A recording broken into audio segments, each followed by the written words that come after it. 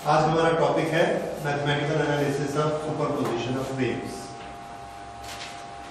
कल हम लोगों ने एक और मेथड किया था ड्राइंग से एनालिसिस करके कि जब एक वेव का एक क्रेस्ट पहुंचता है, दूसरी वेव का भी एक क्रेस्ट पहुंचता है, तो दोनों मिलाकर एम्पलीट्यूड को डबल कर देते हैं और इंटेंसिटी को 4 टाइम्स कर देते हैं। और अगर एक क्रेस्ट पहुंचा और उसके साथ ही साथ एक ट्रफ पहुंचा तो क्या होगा, दोनों एक दूसरे को कैंसिल कर देंगे। ये चीज ड्राइंग से, आर्गुमेंट से हमको समझ में आती है। आज हम उसी चीज को मैथमेटिकली देखेंगे। Okay, there are two waves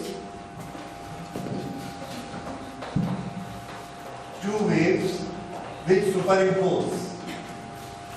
एक वेव है y1 is equal to a cos omega t और दूसरी वेव है which has got at the same time displacement y2 is equal to a cos omega t plus phi।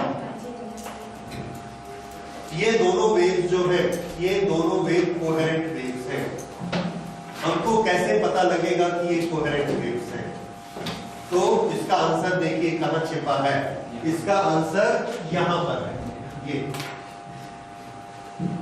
पहले wave की frequency कितनी है? Omega. दूसरे wave की भी कितनी है? ओमेगा। इसलिए ये दोनों वेव कैसी है? कोहेरेंट वेव्स है। कोहेरेंट वेव का मतलब क्या होता है कि अगर एक वेव ऐसी है, दूसरी वेव ऐसी है, तो इसकी वेवलेंथ और इसकी वेवलेंथ, ये दोनों वेवलेंथ आपस में इक्वल है। एक सेकंड में जितनी इसकी फ्रीक्वेंसी है उतनी इसकी फ्रीक्वेंसी है, लेकिन एक चीज अलाउड है कोहेरेंट में कि ये थोड़ा आगे पीछे हो सकती है। और यहां पर हम देख रहे हैं कि ये आगे पीछे है। इसका क्रेस्ट यहां है तो इसका क्रेस्ट यहां है, तो ये पहले क्रेस्ट बनाती है, ये वेव उसके बाद क्रेस्ट बनाती है। ये एक हमने तीसरी वेव ली और ये वेव पहले क्रेस्ट बनाती है, तो इसका फेस इसके फेस से आगे है, इसका फेस इसके फेस से पीछे है। लेकिन जितना आगे पीछे यहां पर है उतना ही डिफरेंस वो यहां पर रखता है, उतना ही डिफरेंस यहां पर रखता है। ये हमारी कोहेरेंट वेव की डेफिनेशन है। ओके, तो ये दो कोहेरेंट वेव हैं। एक वेव ये होती है और एक वेव ये होती है। ये सिंपल वेव्स हैं। अब अगर ये दोनों वेव एक लोकेशन पर एक साथ पहुंचती हैं तो वहां पर कितना डिस्प्लेसमेंट क्रिएट करेंगे? तो जब दो वेव एक जगह पर पहुंचती हैं तो उनकी कौन सी क्वांटिटी आपस में ऐड होती है? क्या उनकी इंटेंसिटी ऐड हो जाती है? क्या उनकी वेलोसिटी ऐड हो जाती है? क्या उनकी वेवलेंथ ऐड हो जाती है? फ्रीक्वेंसी ऐड हो जाती है? क्या ऐड होता है अगर दो वेव एक जगह पहुंचती है? तो डिस्प्लेसमेंट। क्या ऐड होता है आपस में? Displacement. So the net displacement where both the waves are reaching together, both waves reach together, then resultant displacement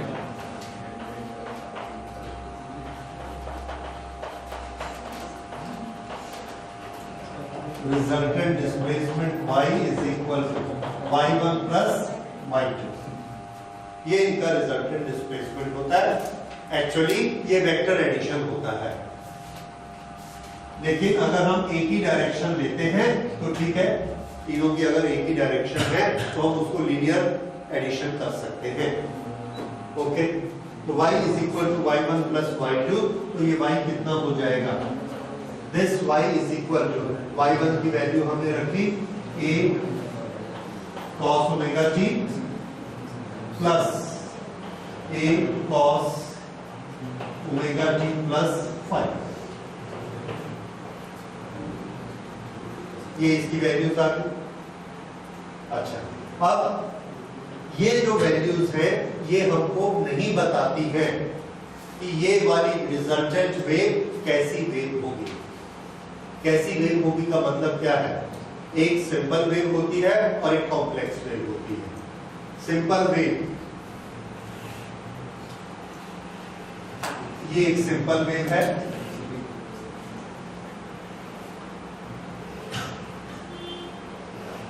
ये कॉम्प्लेक्स वेव है। कई बार मिक्सचर ऑफ वेव्स भी हो सकती है, इस तरह की वेव्स हो सकती है। हम इनको कैसे पहचानते हैं? मैथमेटिक्स के इक्वेशन से इनको कैसे पहचानेंगे? जिस वेव का इक्वेशन एक सिंगल फंक्शन रखता होगा, ट्रिग्नोमेट्रिक फंक्शन, जैसे sine omega T, cos omega T, एक सिंगल फंक्शन, वो वेव ऐसी होगी, y is equal to a cos omega T और sin ओमेगा टी या ओमेगा टी प्लस फाइव। इसमें आपको फ्रीक्वेंसीज अलग अलग मिलेगी, एक ओमेगा 1 के साथ एक दूसरी फ्रीक्वेंसी भी मिलेगी। This will be y is equal to a sin omega 1 t plus b cos omega 2 t। ये ओमेगा 1 भी है, ओमेगा 2 भी, इसका ओमेगा 1 है तो इसका ओमेगा 2। इस तरह से अगर कॉम्बिनेशन, अगर एक फ्रीक्वेंसीज एक से ज्यादा है, then it will not be a simple wave. ठीक है, थोड़ी सी निशानी समझ में आई? उसी तरह से अगर उसमें स्क्वायर आ गए हैं या कोई दूसरी कॉम्प्लेक्सिटी आ गई है तो वेव का नेचर सिंपल नहीं रहेगा। सिंपल वेव की निशानी क्या है?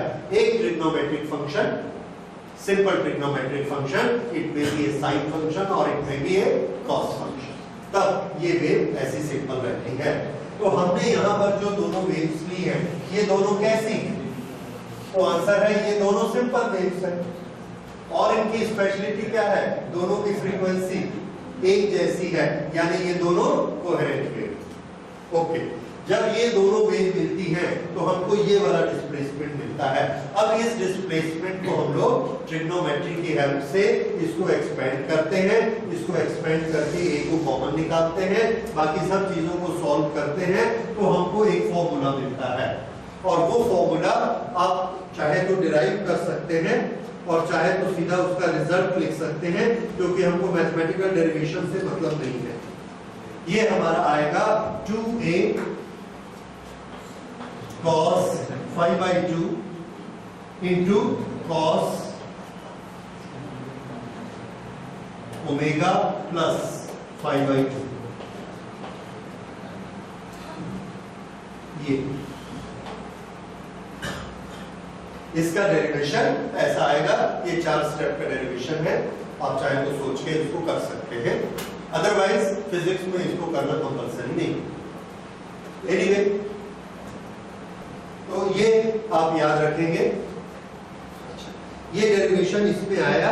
अब इसकी स्पेशलिटी देखिए, इसकी स्पेशलिटी क्या है? फाई क्या चीज थी? Phi was the phase difference. अगर फाई इसका फेज डिफरेंस है तो फेज डिफरेंस तो एक कांस्टेंट होता है। अगर फेज डिफरेंस कांस्टेंट होता है और उसमें टी का टर्म नहीं है, इसका मतलब वो टाइम से चेंज नहीं होता, वो कांस्टेंट रहता है, हर जगह एक जैसा रहता है।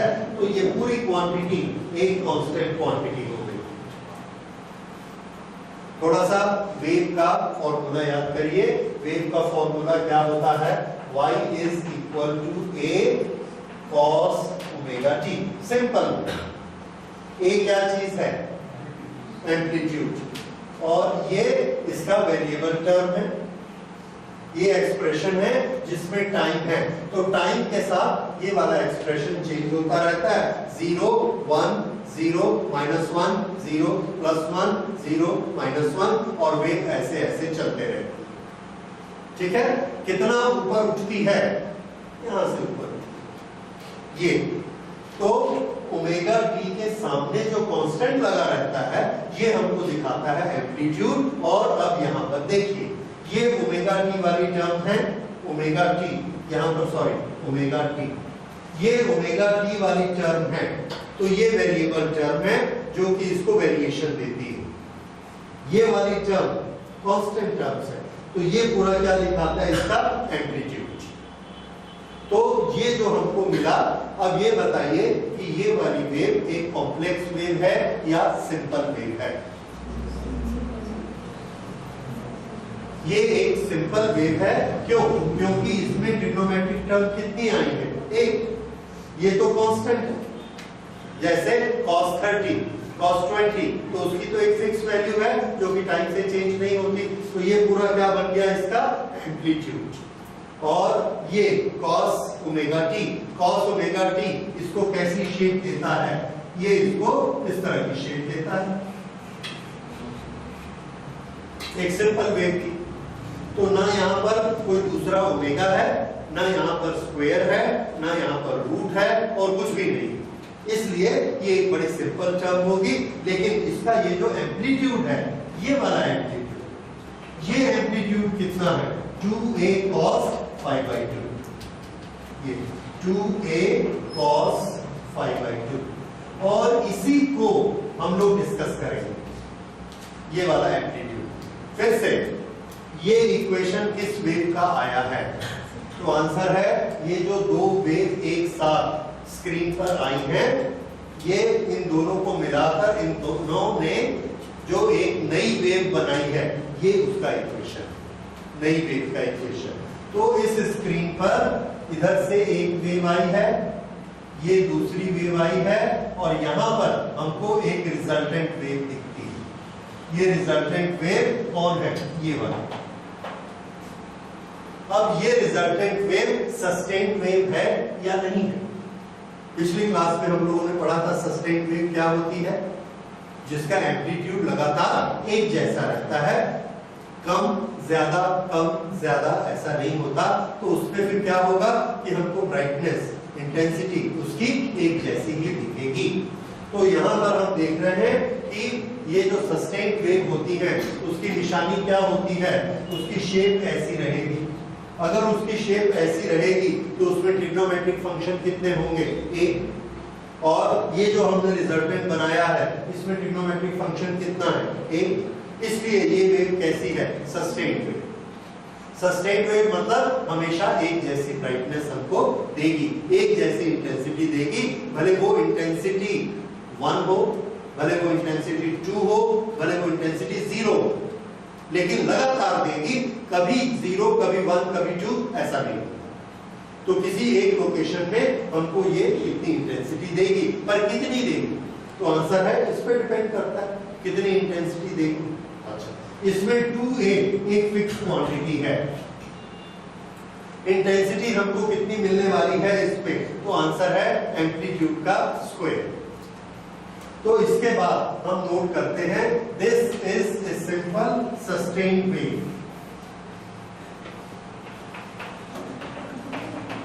This is a simple sustained wave with frequency same as, देखिए इसकी फ्रीक्वेंसी भी कितनी है? ओमेगा। पहली वेव की फ्रीक्वेंसी कितनी थी? ओमेगा। दूसरी की ओमेगा। दोनों मिल गई, दोनों मिलके दोनों का डिस्प्लेसमेंट ऐड हुआ, जो नई वेव आई उसकी फ्रीक्वेंसी भी कितनी है? ओमेगा। उसमें कोई चेंज नहीं। ओके, सेम फ्रीक्वेंसी, लेकिन having same with frequency same as component waves.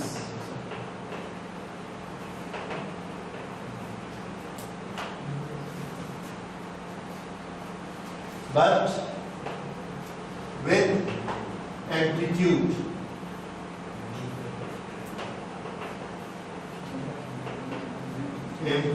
is equal to 2a cos phi by 2।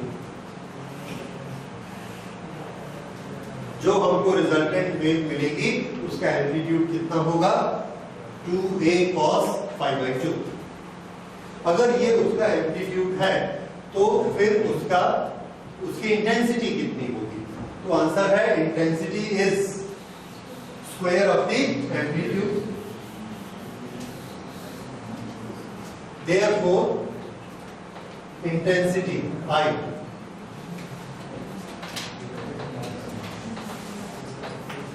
is equal to, इसका स्क्वायर कर देते हैं, 4a स्क्वायर cos स्क्वायर 5/2, ये उसकी इंटेंसिटी हो गई।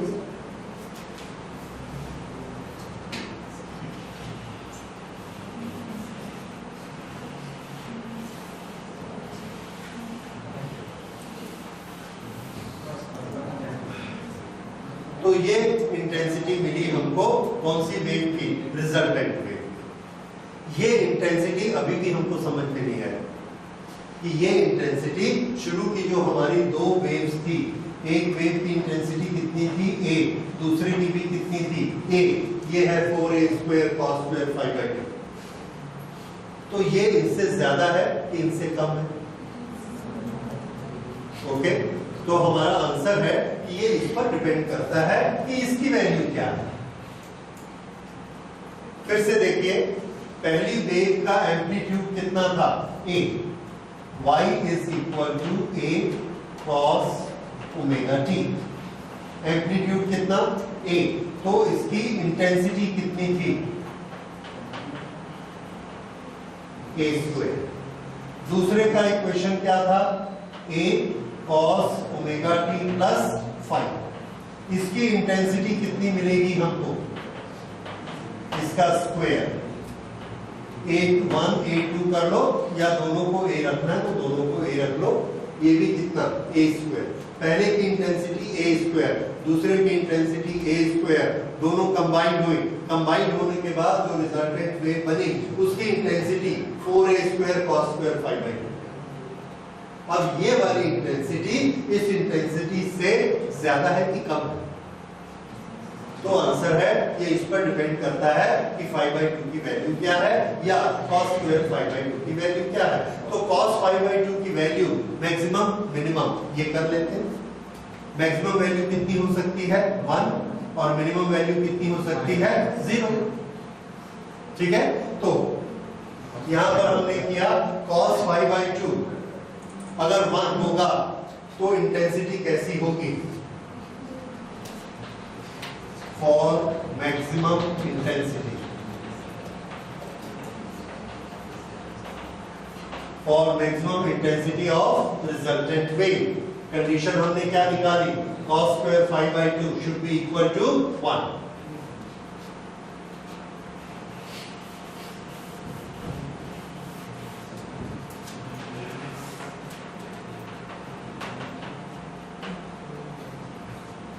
अगर cos square 5/2 is equal to 1 है तो 5/2 कितना होना चाहिए,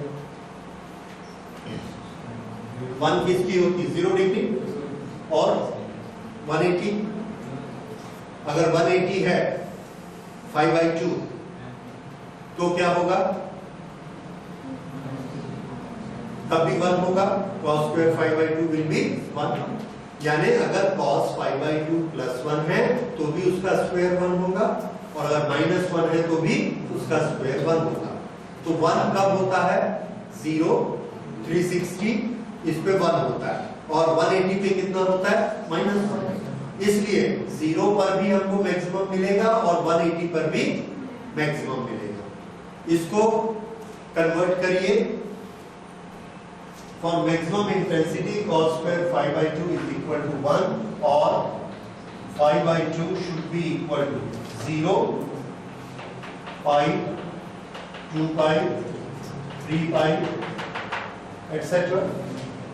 Therefore, 5 should be equal to, double कर दीजिए, 0, 2 pi, 4 pi, 6 pi, 2 and pi। ये हमारी कंडीशन आई 5 के लिए। पर ये 5 है क्या चीज, याद आया? 5 हमने कहा यूज किया था, एक इक्वेशन हमने लिया था y1 is equal to a cos omega t, और दूसरा इक्वेशन लिया था a cos omega t plus 5। What is this 5? 5 is the phase difference. Phase difference के लिए मैंने आपको डायग्राम बनाकर दिखाया था। कैसा डायग्राम, कि एक वेव अगर ऐसी है, ये दूसरी यहां से स्टार्ट नहीं लेती है, दूसरी यहां से ऐसे। देखिए इसका यहां पर फेस है π/2, इसका यहां पर फेस है π/2, दिख रहा है? तो किसी भी एक टाइम पर आप लीजिए, ये टाइम पे इसका फेस कितना π/2, इसका फेस कितना है π/2, उसके बाद पाई और पाई के आगे फिर कितना हो जाता है 3/2 पाई, ये इसका फेस आ गया। तो दोनों के बीच फेस डिफरेंस 1 पाई। ये है, ये इसका फेस यहां से चला, ये फेस 2 पाई आ गया, लेकिन यहां पर इसका 2 पाई नहीं आया, इसका यहां 2 पाई है, और यहां पर कितना है 3 पाई, तो ये वाला इससे 1 पाई आगे चल रहा है। तो ये जो आगे पीछे क्रेस्ट हो जाते हैं, दैट इज फेस डिफरेंस। समझ में आया? फेस डिफरेंस बहुत सिंपल चीज है। दो वेव ऐसे चल रही हैं और क्रेस्ट के नीचे क्रेस्ट चल रहा है, तो हम क्या कह सकते हैं कि दोनों एक ही फेस में जा रही हैं। क्यों? जैसे ही इसका क्रेस्ट दीवार से टकराएगा, इसका भी क्रेस्ट टकराएगा, एक ही फेस है। जब इसका ट्रफ टकराएगा, इसका ट्रफ टकराएगा, एक ही फेस है। लेकिन इसका क्रेस्ट टकरा रहा है, इसका ट्रफ टकरा रहा है, तो हम क्या बोलेंगे? दोनों अलग अलग फेस में टकरा रहे हैं, तो दोनों में क्या हो गया? फेस डिफरेंस हो गया। ये जो फेस डिफरेंस है, ये कितना हो सकता है? तो आंसर है 360 डिग्री के बीच कुछ भी हो सकता है। क्यों? क्योंकि वेव यहां से लेके यहां तक कितना फेस डिफरेंस रखती है? 360 डिग्री और 2 पाई। इसका फेस 0, π/2, पाई, 3/2 पाई एंड 2 पाई। इसका हम देख लेंगे 0 कहां पर आया है। इसका 0 इसके कहां पर आया है, उसको हम क्या बोलेंगे? ये इन दोनों का फेस डिफरेंस है। कोई भी एक टाइम पर आप लाइन खींचिए, यहां एक टाइम पर हमने ऐसे लाइन खींची, ये अगर इस लाइन पे ये देखिए इसका फेस कितना है, ये यहां से ये 0 होता है, ये π/2 होता है और ये पाई होता है, तो इसका फेस कितना है? पाई। ये यहां से ऊपर उठता है, जब ऊपर उठता है तो इसका फेस कितना होता है? 0। तो इस टाइम में इसका फेस पाई है, इसका फेस 0 है, तो फेस डिफरेंस कितना होगा? पाई। ये है फेस डिफरेंस। और दोनों आगे बढ़ती चली जा रही है, दोनों की वेलोसिटी एक है, दोनों की वेवलेंथ एक है, दोनों की फ्रीक्वेंसी एक है, पर क्या चीज में डिफरेंस है? फेस में दोनों के डिफरेंस है। अब जब ये जाकर दोनों टकराएंगी, तो एक का क्रेस्ट टकराएगा और ठीक उस टाइम दूसरे का ट्रफ टकराएगा, और दोनों में फेस डिफरेंस कितना है? पाई का फेस डिफरेंस है, क्योंकि एक क्रेस्ट से एक ट्रफ कितना आगे होता है? एक पाई आगे होता है, और एक क्रेस्ट से दूसरा क्रेस्ट कितना आगे होता है? 2 पाई। ओके, ये है फेस डिफरेंस। ये फेस डिफरेंस 1 पाई हो, 2 पाई हो, 3 पाई हो, कुछ भी हो सकता है, आधा पाई भी हो सकता है, π/7 भी हो सकता है, कुछ भी हो सकता है। इस पे डिपेंड करता है कि वो कितना आगे पीछे है। ये फेस डिफरेंस कैसे पैदा हो जाता है?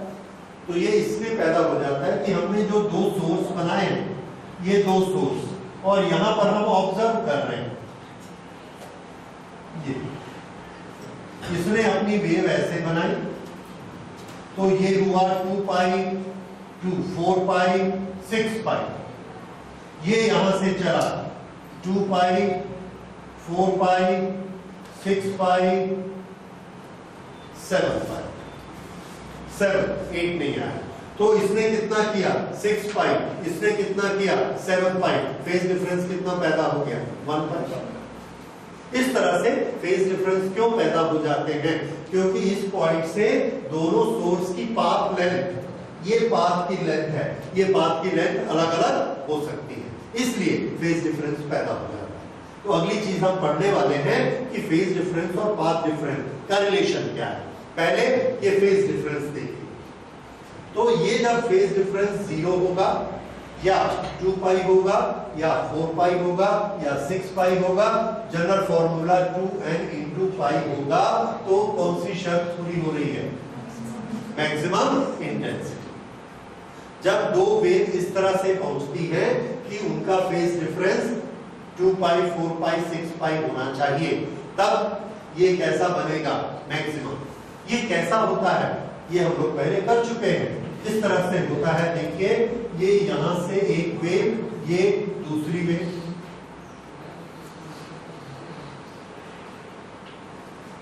ये यहां से चली 2 पाई, 4 पाई, 6 पाई एंड दिस इज 7 पाई। यहां से एक वेव चलती है, वो भी ऐसी है 7 पाई। दोनों का पाथ डिफरेंस, दोनों का फेज डिफरेंस कितना है? 0।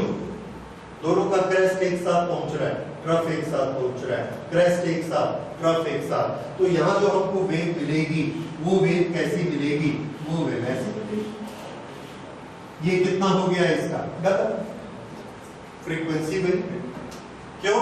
क्रेस्ट भी एक साथ पहुंचता है, ट्रफ भी एक साथ पहुंचता है। अच्छा, अब दूसरा देखिए, ये कितना फेज डिफरेंस है इसमें? 0। मान लो एक सोर्स यहां रखा है और दूसरा सोर्स यहां नहीं रखा है, यहां रखा है। ये दूसरा सोर्स यहां पर है S2।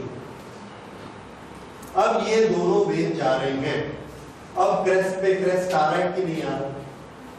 अभी भी आ रहा है। क्रेस्ट पे क्रेस्ट आएगा, ट्रफ पे ट्रफ आएगा, क्रेस्ट पे क्रेस्ट आएगा, ट्रफ पे ट्रफ आएगा। अभी भी ऐसी ही वेव बनेगी, लेकिन इन दोनों में फेज डिफरेंस कितना है? ये है 1 2, ये 2 2 4 6 7, ये है 2 2 4 एंड 1 5। अब दोनों में फेज डिफरेंस कितना आ गया? 2 पाई। लेकिन इस वेव में कोई अंतर नहीं है, 2 पाई। अभी भी कैसा है? मैक्सिमम। अब हमने सोर्स लिया यहां पर, ये है, तो यहां पर इसका फेज कितना है?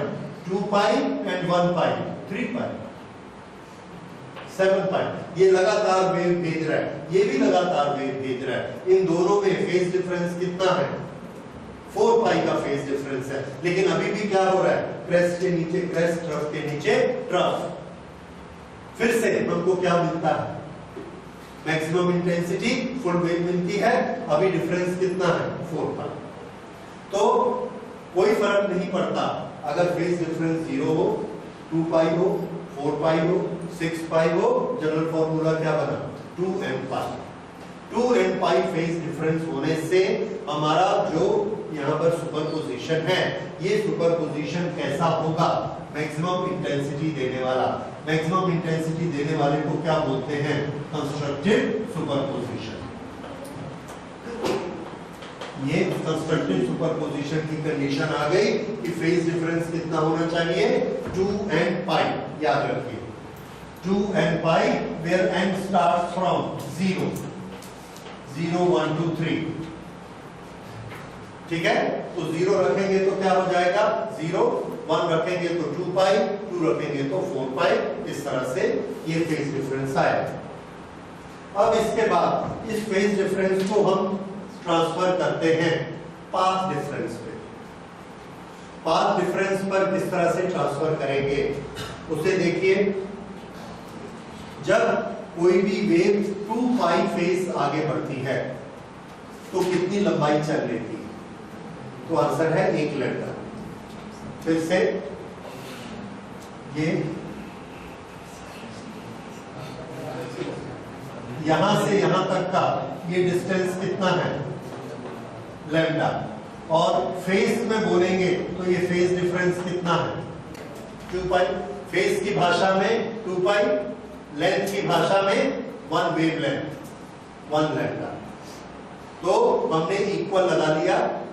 1 lambda length is equal to how much angle?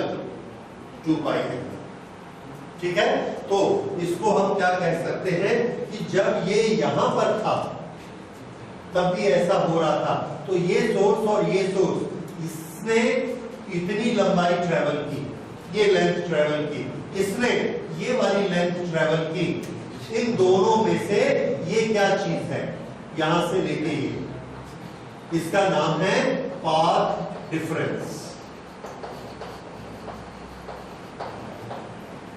यहां से S1 का पाथ इतना दूर है, यहां से S2 का पाथ इतना दूर है, तो दोनों में पाथ डिफरेंस कितना सा। दूसरे केस में ये S1 है, ये S2 है, पाथ डिफरेंस कितना, तो आंसर है यहां से लेके यहां तक। अब इसको लैम्डा की भाषा में बताइए, कितना पाथ डिफरेंस है ये, 1 लैम्डा एंड 2 लैम्डा। फेज की भाषा में बताइए 4 पाई। 4 पाई से इसका 0 स्टार्ट हुआ, तो फेज में कितना डिफरेंस है, 4 पाई। लेंथ में कितना डिफरेंस है, 2 लैम्डा। यहां पर अगर हम सोर्स को रखते तो फेज में कितना डिफरेंस आता, 2 पाई। लेंथ में कितना डिफरेंस आता, 1 लैम्डा। तो हमको समझ में आ गया 2 pi phase difference, 2 pi phase difference is equal to 1 lambda path difference. और ये फॉर्मूला आपको बड़े अच्छे से याद होना चाहिए।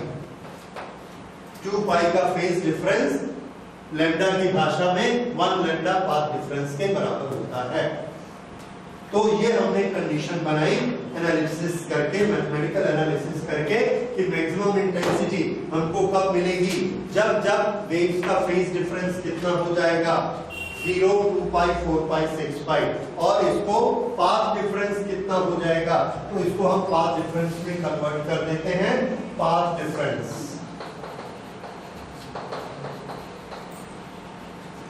पाथ डिफरेंस 0 का पाथ डिफरेंस 0, 2 पाई का लैम्डा, 4 पाई का 2 लैम्डा, n पाई का n लैम्डा। तो कंस्ट्रक्टिव सुपरपोजिशन के लिए, कंस्ट्रक्टिव सुपरपोजिशन के लिए फेज डिफरेंस की कंडीशन और पाथ डिफरेंस की कंडीशन, ये दोनों कंडीशन आपको बिल्कुल रटी होनी चाहिए।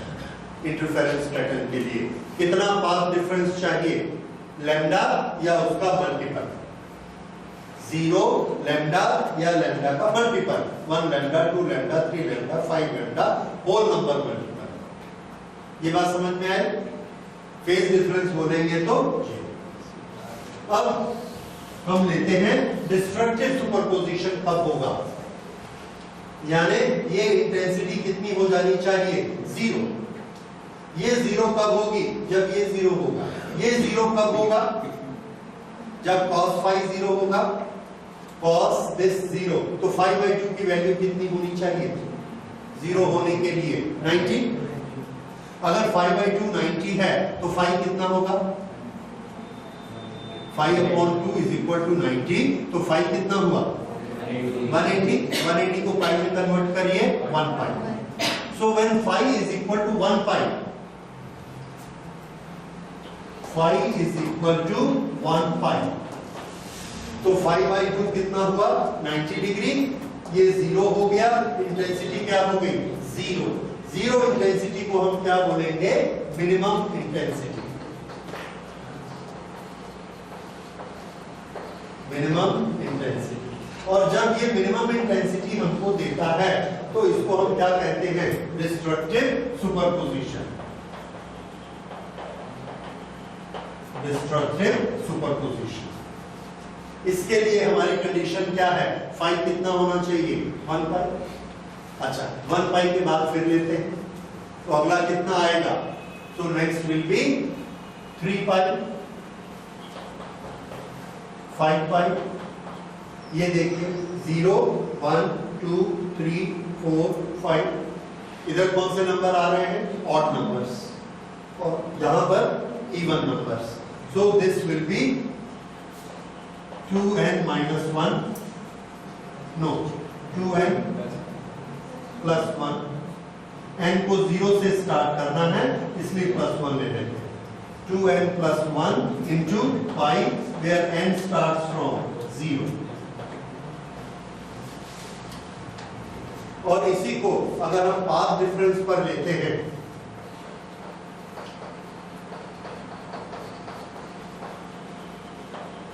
पाथ डिफरेंस 1 पाई का पाथ डिफरेंस कितना होता है, λ/2। 3 पाई 3 λ/2। एक पाई के लिए λ/2 लगाना है क्योंकि 2 पाई बराबर लैम्डा होता है, तो 1 पाई किसके बराबर होगा, λ/2। So this will be λ/2, 3 λ/2, 5 λ/2।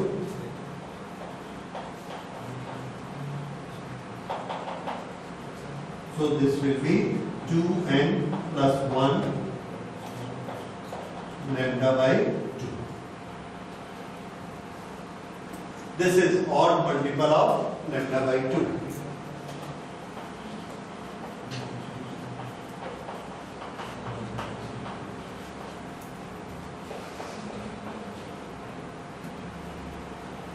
Odd multiple of λ/2 जब भी पाथ डिफरेंस होगा तो क्या होगा, जब लैम्डा पाथ डिफरेंस होता है तो एक क्रेस्ट के बाद दूसरा क्रेस्ट आ जाएगा, उसके नीचे अगला क्रेस्ट आ जाएगा। कितना डिफरेंस चाहिए, एक लैम्डा। लेकिन अगर आधा लैम्डा ही आगे गया तो क्रेस्ट के नीचे कौन पहुंच गया, ट्रफ।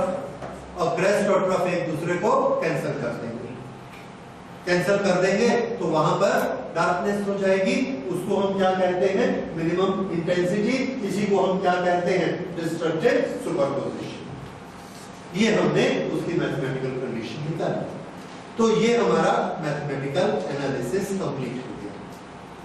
अच्छा, इस मैथमेटिकल एनालिसिस में हमने अभी तक क्या निकाली है, कंडीशंस।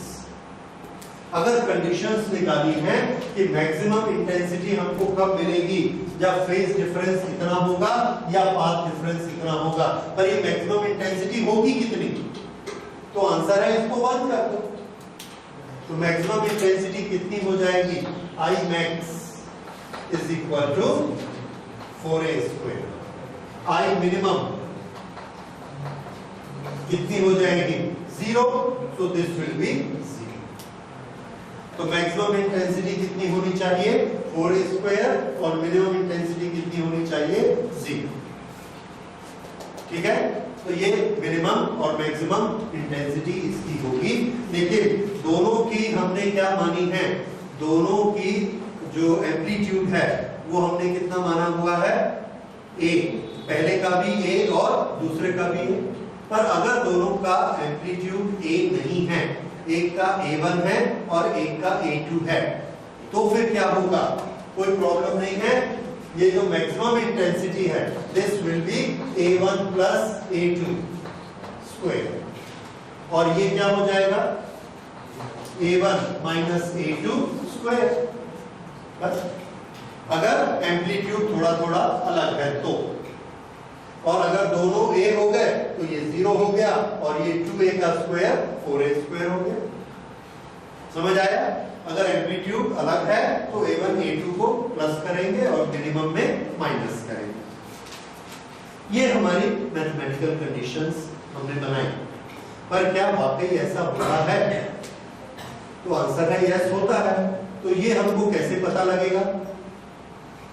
तो इसके लिए हमने फ्रिंजेस बनाकर देखे, एक इंटरफेरेंस पैटर्न बनाकर देखे। ये इंटरफेरेंस पैटर्न सबसे पहले आर्थर यंग ने बनाया और उससे हमको इस फिनोमेना का पता चला।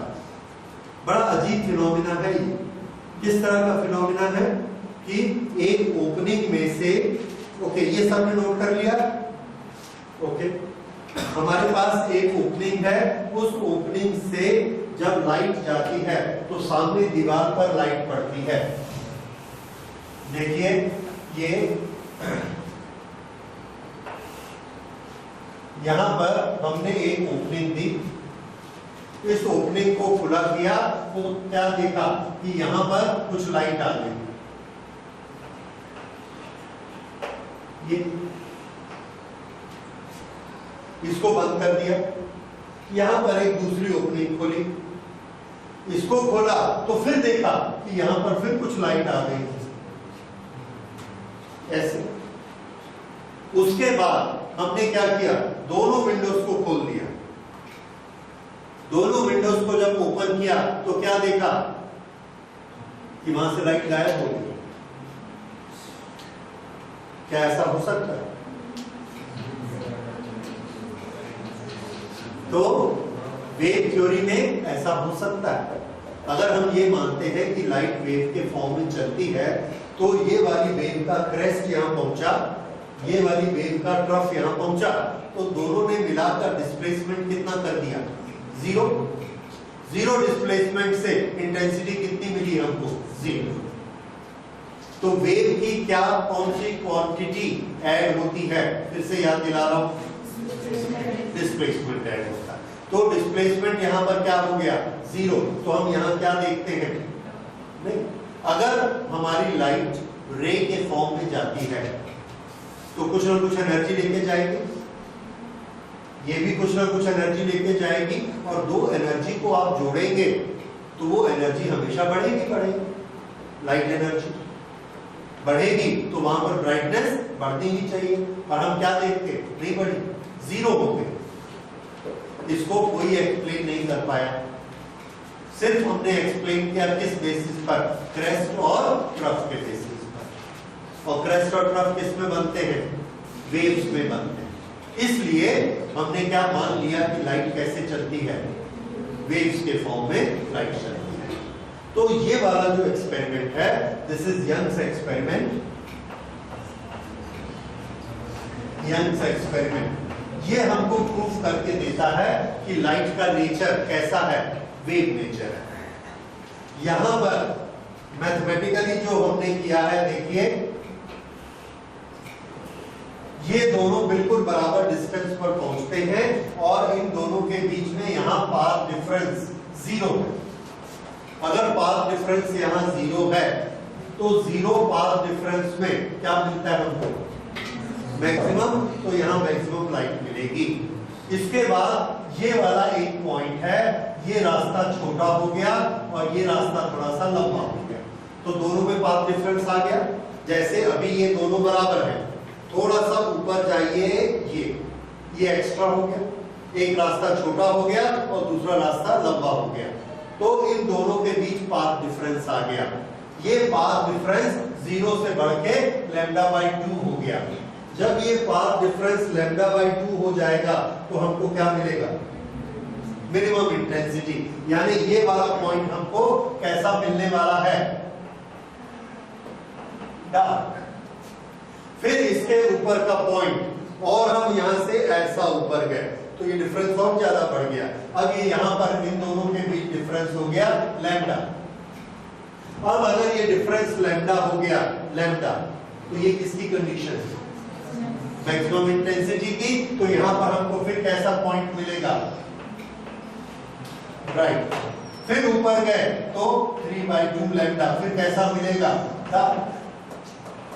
इस तरह से हमको अल्टरनेट ब्राइट और dark, bright dark alternate points मिलते जाएंगे। ये जो पॉइंट मिलते हैं, इनकी शेप कैसी होती है? इनकी शक्ल कैसी होती है? तो आंसर है, इनकी शेप और शक्ल वही होती है जो इनके सोर्स की होती है। जैसे अगर आप एक बल्ब को एक मिरर में देखेंगे तो आपको बल्ब दिखेगा, ट्यूबलाइट को देखोगे तो ट्यूबलाइट दिखेगी, एक विंडो को मिरर में देखेंगे तो विंडो दिखेगी। उसी तरह से यहाँ पर हमको क्या दिखेगी? यहाँ पर हमने स्लिट काटा है, ये हमारे पास एक कार्डबोर्ड है, इस कार्डबोर्ड में हमने इस तरह से ये एक स्लिट काटा है, तो यहाँ पर भी क्या बनेगा?